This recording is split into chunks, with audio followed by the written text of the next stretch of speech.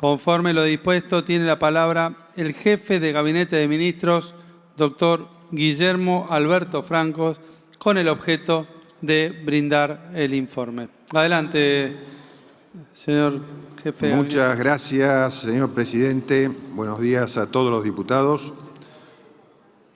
Hoy me toca estar aquí en la Cámara de Diputados para presentar el 144º informe de gestión. Hace una semana en este recinto, al igual que en el Senado, vimos como gran parte de la oposición puso en cuestionamiento el proyecto económico del gobierno.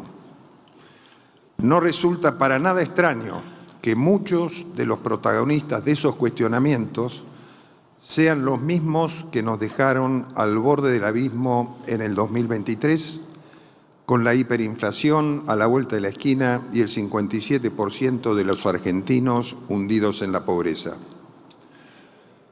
Los mismos que dejaron nuestro país con un déficit del 15% del Producto Bruto Interno, consecuencia de la emisión monetaria descontrolada y el gasto público irracional e irresponsable. Gastaban más de lo que tenían e incluso gastaban más de lo que emitían. ¿A quién en su sano juicio le puede parecer esto un modelo de crecimiento para el país?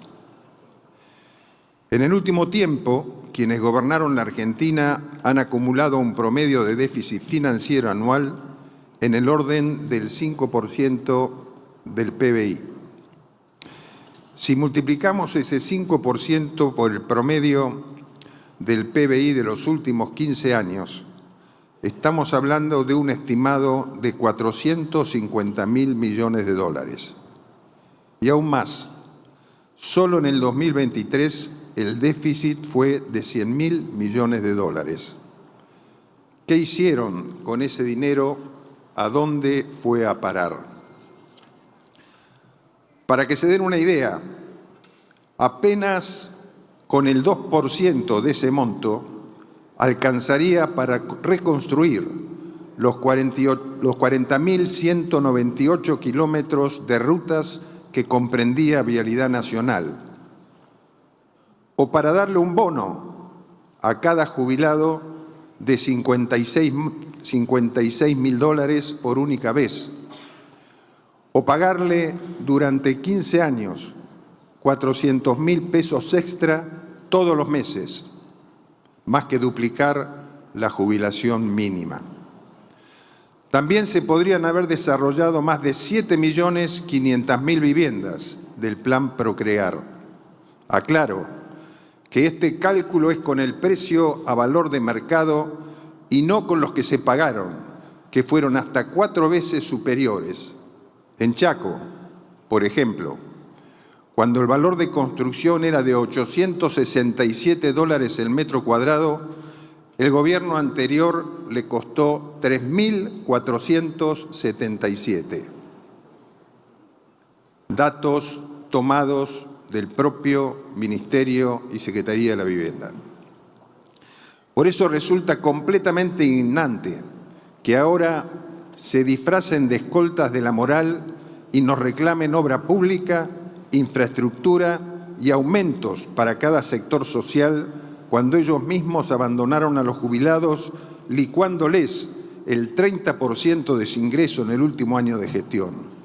Otorgaron pensiones por discapacidad irregulares e infundamentadas, aumentando el número de beneficios un 1.418% desde el 2003 y dejando el nomenclador con un atraso del 118%, porque les recuerdo que la inflación del 2023 fue del 211% y el nomenclador lo actualizaron solo el 93%.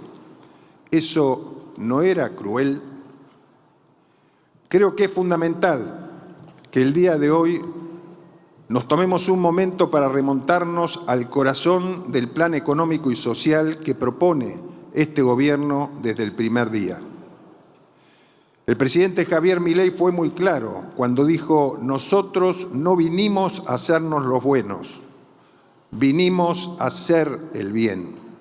Y ese bien no es, y jamás será, endulzar oídos con soluciones cortoplacistas que implican gastos que el Estado no puede afrontar.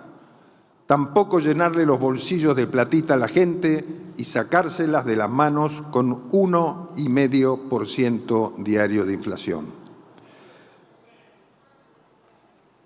Quiero que quede algo muy claro. Nosotros no gobernamos para perpetuarnos en el poder, sino para rescatar a nuestro país de la decadencia a la que fue sometida y encaminarla hacia un futuro de trabajo, progreso y libertad. Y esto implica un gran esfuerzo por parte de todos los argentinos, porque la solución no está en hacer las cosas rápidas, sino hacer las cosas bien. No hay dudas de que bajo la premisa del déficit cero hemos sentado las bases de un verdadero cambio de paradigma. Las políticas de ajuste que llevamos adelante nos permitieron estabilizar las variables macroeconómicas. En tan solo 20 meses desaceleramos la inflación de forma contundente y estamos cerca de eliminarla. El 1,9% en julio de este año representa el tercer mes consecutivo que se encuentra por debajo del 2%. Además, registramos un crecimiento de la actividad económica con un incremento del 6,4% interanual en junio. En el primer semestre del 2025, el índice de salarios presentó una suba acumulada del 20,7%, ubicándose 5,6 puntos porcentuales por encima de la inflación del período, que fue del 15,1%. Hoy somos el único país de Sudamérica con superávit fiscal. Y junto con Australia, Dinamarca y Noruega formamos parte del reducido grupo de países que cuentan con saldo positivo en sus cuentas públicas a nivel global.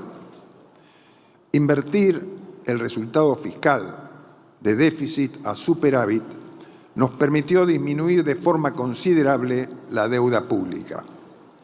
El stock consolidado, Tesoro más Banco Central, en 2001 era de 144.000 millones de dólares y hacia finales del 2023 llegó a 519.000 millones. Es decir, que la deuda pública se elevó en 375.000 millones de dólares entre 2001 y 2023. De este total, el 83% lo tomó el kirchnerismo. También 3 de cada 5 dólares del acumulado histórico hasta el 2023 fueron tomados por ese espacio político. Contrariamente, este gobierno la redujo en 54.000 millones de dólares, lo que representa una baja del 10% del total que recibimos. La fórmula es simple: déficit cero, emisión cero. Con esta misma receta es que después de 3 años hemos logrado salir del podio mundial de inflación, un oscuro lugar que antes ocupábamos junto a países como Zimbabue y Venezuela. Me interesa saber qué dirían ustedes si como gobierno hubieran sacado a más de 12 millones de argentinos de la pobreza. ¿Qué dirían si hubieran reactivado la actividad económica dándole impulso al sector productivo? ¿Hablarían de crueldad? Porque yo creo que no hay gobierno menos cruel que el que baja la pobreza y pone en movimiento la economía. En tan solo 1 año y medio logramos cosas impensadas. Durante el primer semestre del 2025 alcanzamos un superávit energético de 3.761 millones de dólares. En el mes de junio se logró la mayor producción de hidrocarburos de los últimos 20 años. En el caso del petróleo, se extrajeron 778.000 barriles diarios, lo que representa un aumento del 16,2% interanual, mientras que en gas se extrajeron 158.000 metros cúbicos diarios, lo que representó un aumento del 7,6% interanual. A su vez, en junio, la industria manufacturera logró una suba del 9,3% interanual, mientras que la construcción aumentó 31% interanual en julio y el acumulado de los 7 primeros meses del 2025 presenta un incremento del 10,9% respecto a igual periodo del 2024. El campo tampoco es ajeno a este balance positivo. En los primeros 6 meses de este año, Argentina exportó 54 millones de toneladas de productos agroindustriales, cifra que implica un aumento del 4,5% en comparación con el mismo lapso del año 2024. Y durante el primer trimestre, la producción y exportación de maquinaria agrícola logró una facturación de 512.000 millones de pesos, lo que significa un incremento del 90% en relación con el mismo trimestre del año anterior. Adicionalmente, y después de mucho tiempo, volvió el crédito al país y una generación de argentinos volvió a creer que la casa propia no es un sueño imposible. Con el lanzamiento del programa Más Hogares, en mayo del 2024, el Banco Nación otorgó 10.000 créditos hipotecarios y ya cargó más de 140.000 solicitudes a través del sistema de turnos y seguimiento digital de la entidad. Tan solo en el primer semestre del año corriente, el registro de la propiedad inmueble de Capital Federal consignó un 29% más de hipotecas que durante todo el 2024, alcanzando el número más alto de operaciones en los últimos 6 años, con más de 7.700 hipotecas otorgadas. Además, la Ciudad Autónoma de Buenos Aires registró en julio más de 1.400 operaciones, lo que representa un aumento del 519% interanual.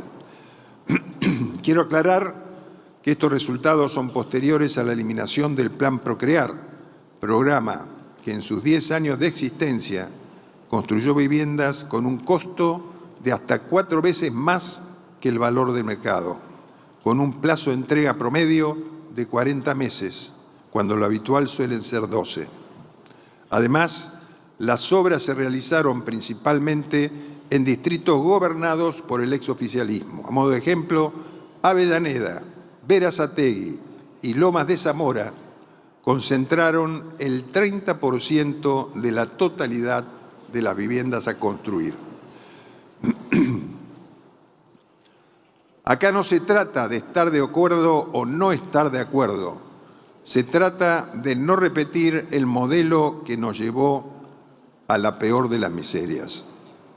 El kirchnerismo le dejó muy claro a los argentinos que las soluciones mágicas no existen y que las décadas de malos manejos se pagan y salen caro.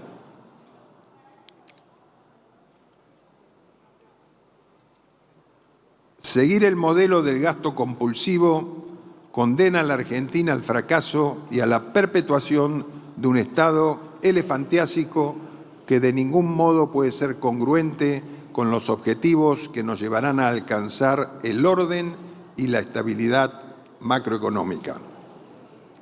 En este sentido, permítanme ahora hacer un balance de las facultades delegadas que nos confirió la Ley Bases, cuyo fin fue comenzar a solucionar esta profunda crisis que ya hemos mencionado. Pero antes, quiero destacar que entre el 2001 y el 2017, todos los presidentes tuvieron facultades delegadas de manera ininterrumpida. Incluso el expresidente Alberto Fernández, que volvió a tenerlas después de 2 años en los que Mauricio Macri no las solicitó, llegó a prorrogar sus facultades delegadas por medio de un DNU. Contrariamente, nosotros decidimos no solicitar la extensión una vez cumplido el plazo establecido. Esto reafirma una vez más nuestro compromiso con el equilibrio de poderes y nuestro apego a la Constitución Nacional. De las 4 facultades que nos han delegado, una fue la de ordenar la administración pública y hacerla más eficiente, eliminando funciones duplicadas y gastos improductivos. En este periodo avanzamos en una transformación histórica del Estado. Eliminamos organismos que habían sido creados como cajas, redujimos estructuras burocráticas ineficientes y concentramos competencias en áreas con verdadera capacidad operativa. En el marco de este proceso de modernización y simplificación, se aprobaron un total de 396 normas que eliminaron o modificaron 1.157 regulaciones anteriores, abarcando un conjunto de 8.090 artículos. Así, se desregularon áreas claves para la economía, como el transporte, las finanzas, la agroindustria y el comercio exterior, eliminando trabas, facilitando el desarrollo y potenciando la competitividad de nuestros sectores productivos. A la par, simplificamos trámites y abrimos los mercados a la competencia.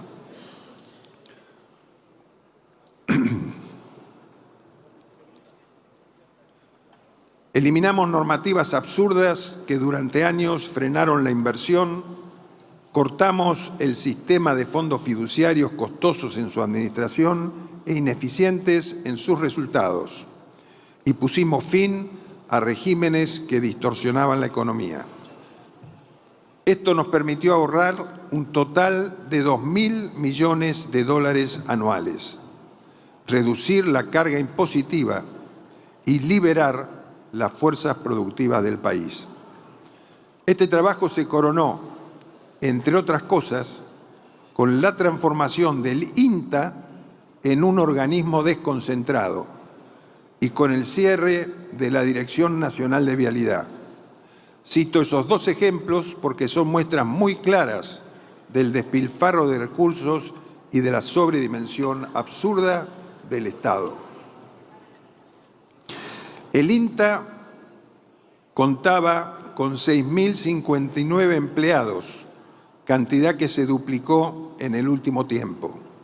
También tenía una flota de 2.403 vehículos, lo que equivale a un auto prácticamente cada 2 agentes, 1.611 celulares y un total de 932 cargos jerárquicos, número superior al de cualquier ministerio. Por otro lado, del total de hectáreas distribuidas en el país, que eran 110.000, solo utilizaban 45.000.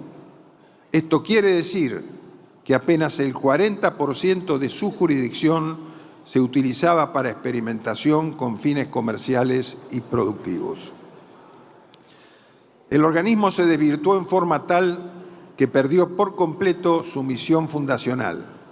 En lugar de generar tecnologías y conocimientos aplicables a la producción, se enfocaba en el desarrollo de la agricultura familiar o en el financiamiento de proyectos de investigación de carácter sociológico.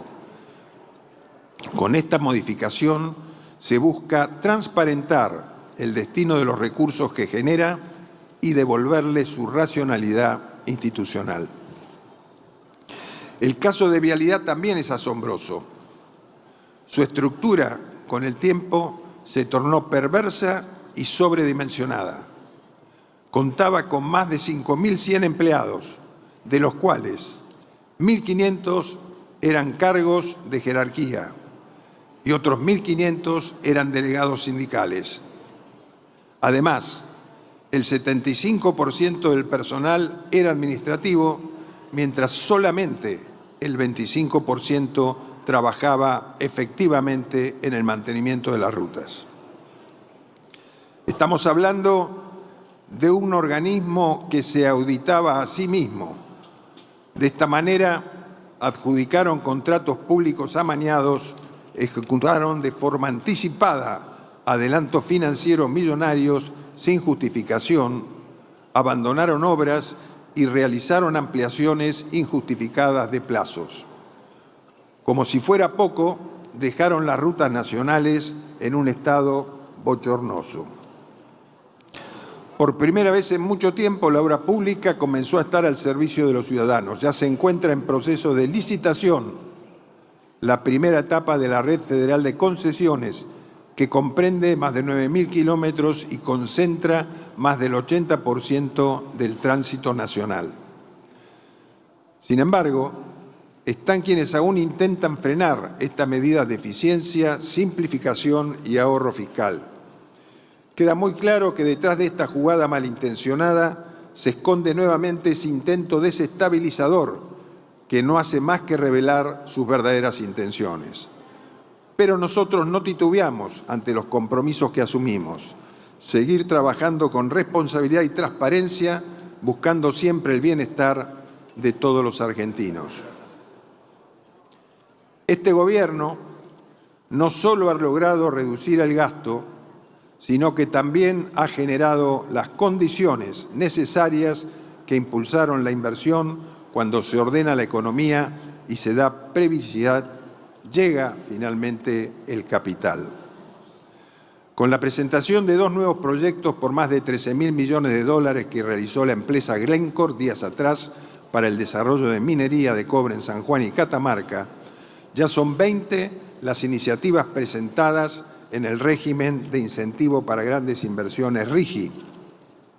Estamos hablando de una inversión total de 33.600 millones de dólares.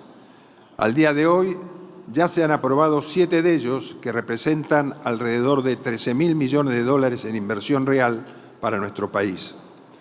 El último proyecto en tener el visto bueno fue el Parque Eólico de La Barría, con una capacidad de 180 megas de energía renovable y una inversión superior a los 250 millones de dólares. Esto significa más trabajo, más producción local, más exportaciones y más dólares genuinos entrando a la economía. Somos conscientes de que nuestro gran balance positivo no sería posible sin el enorme esfuerzo de la gente. En el 2023, la ciudadanía nos dio un mandato muy claro: terminar con la inflación y con la inseguridad. Al día de hoy, no solo le pusimos fin al aumento desenfrenado de los precios, sino que también logramos la tasa anual de homicidios más baja de que existen estadísticas en nuestro país y la mejor de Sudamérica. 3,8 homicidios cada 100.000 habitantes.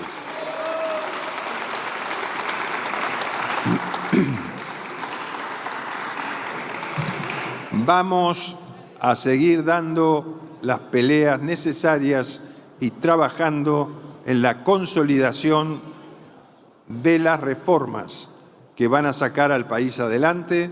Siempre supimos que íbamos a sufrir las consecuencias de contar con minoría parlamentaria.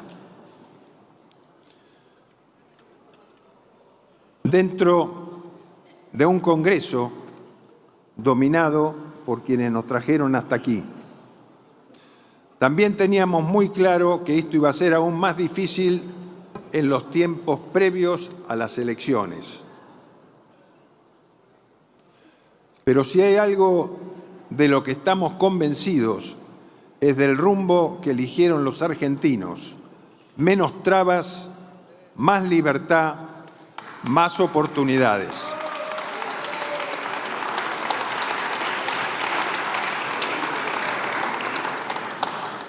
Quiero hacer especial énfasis en los artículos 2 y 3 del Pacto de Mayo, acuerdo que han rubricado el presidente y 18 gobernadores el 9 de julio del 2024 en Tucumán. El equilibrio fiscal innegociable y la reducción del gasto público a niveles históricos en torno al 25% del Producto Bruto Interno. Nuestra responsabilidad asumida es defender con firmeza la estabilidad fiscal y, por consiguiente, la prosperidad económica de todos los argentinos.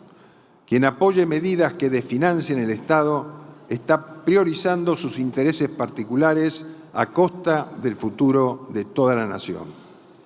Esto es algo que este Gobierno no vamos a dejar que ocurra bajo ninguna circunstancia. Cualquier reglamentación que ponga en riesgo el equilibrio es una amenaza directa al bienestar de todos los argentinos. Es la perpetuación de un modelo que genera pobreza, estancamiento y la peor de las miserias. No quiero terminar esta presentación sin antes mencionar dos cuestiones que han conmocionado a la opinión pública nacional. El primero de ellos es la catástrofe sanitaria que estamos atravesando producto del fentanilo contaminado, suceso que está siendo investigado a partir de una denuncia iniciada por la ANMAT, donde el Ministerio de Salud impulsó la investigación y aportó pruebas. A su vez, el Instituto Malbrán funciona como perito central para la investigación. El avance de la causa ha generado la prisión preventiva del dueño del laboratorio HLB Pharma. Además, el Ministerio de Salud ha iniciado un sumario administrativo y de manera preventiva dispuso la remoción de la directora del Instituto Nacional de Medicamentos, INAME, tras detectarse una dilación presuntamente injustificada en el procedimiento de inspección del laboratorio. En segundo lugar, mientras que el Congreso Nacional sancionaba una ley de emergencia en discapacidad que implica el despliegue de recursos económicos que el Estado hoy no dispone, se orquestó una operación política divulgando unos supuestos audios del ex titular de la Agencia Nacional de Discapacidad. Que quede claro, tanto la aprobación de leyes que demandan recursos que quiebran el equilibrio fiscal, como la difamación de funcionarios con acusaciones no fundamentadas, forman parte de un mismo patrón. El accionar de un pequeño grupo de personas que en esta nueva Argentina ya no tiene lugar. Una vez más, responderemos ante todas estas maniobras con transparencia y respetando la división de poderes, cosas que no se han hecho en otras oportunidades de la historia reciente de los argentinos.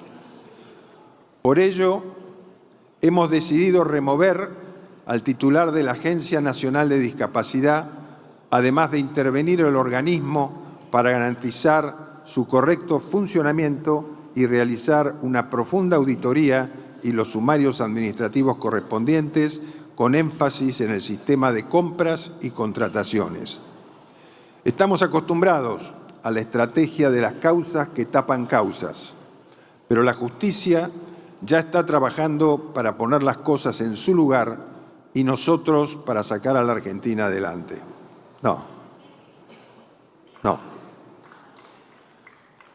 No nos dejemos engañar y no falte el respeto. El modus operandi populista que aparece con más fuerza cuando se acercan las elecciones y que esconde el deseo de conservar privilegios detrás de fines loables es una práctica que estamos desmantelando y de no hacerlo nos llevaría a la quiebra nacional. No hay lugar para medias tintas. Cuando el horizonte es claro y firme, no hay turbulencia ni obstáculo malintencionado que pueda desviar el rumbo. Como dijo el presidente, no vamos a parar hasta hacer de la Argentina el país más libre del mundo. Muchas gracias.